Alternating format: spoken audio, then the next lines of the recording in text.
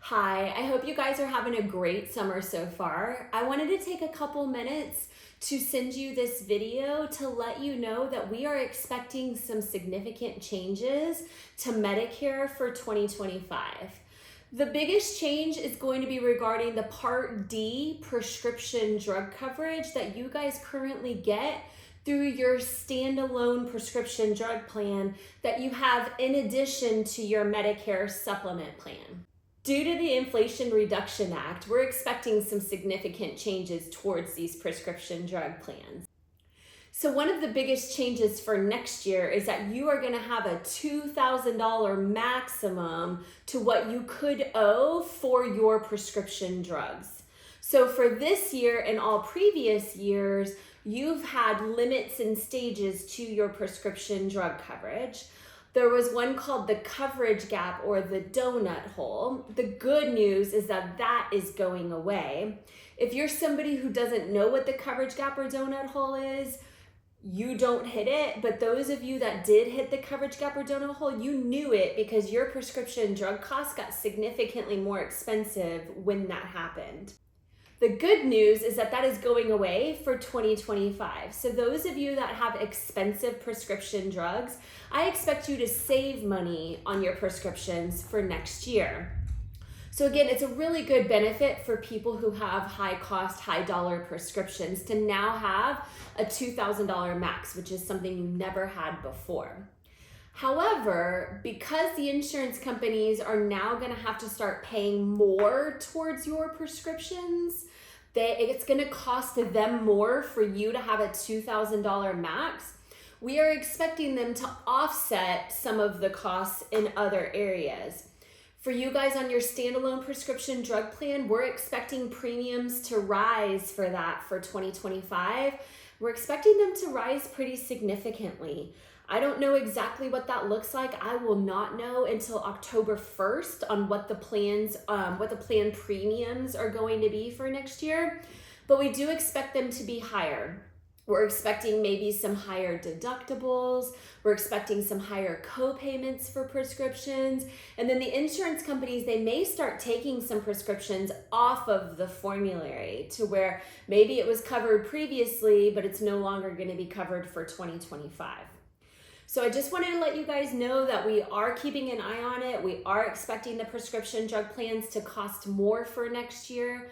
But what I need from you guys is I don't have any way of knowing how that's going to affect you on an individual basis. So if you get letters from your insurance carrier saying they're no longer covering a prescription for 2025 or something like that, I need you to let me know that.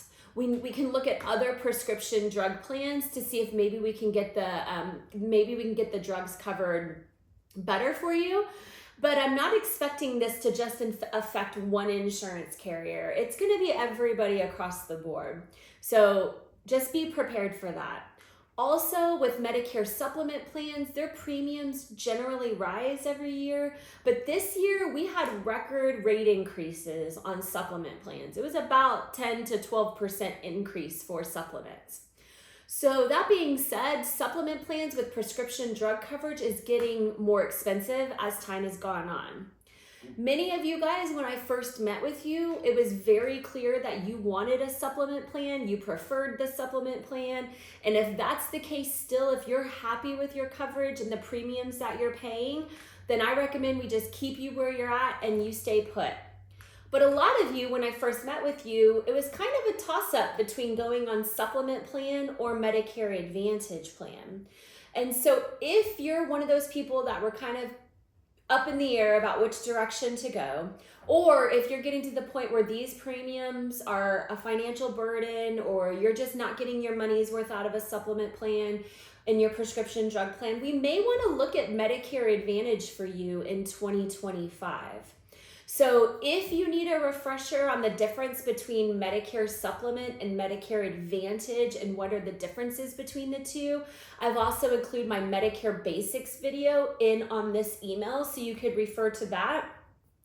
But if you're somebody who's interested in looking at your Medicare Advantage options for next year, please let me know. We'll put you on the list and we'll know to collect your information your updated list of your physicians, your doctors, your updated list of your prescription drugs, and let's see if a Medicare Advantage plan doesn't fit better for you, because generally Medicare Advantage plan works well for a lot of people, but not everybody. And you guys are on a supplement now with a standalone prescription drug plan. And again, if you're happy with that, we don't need to do anything.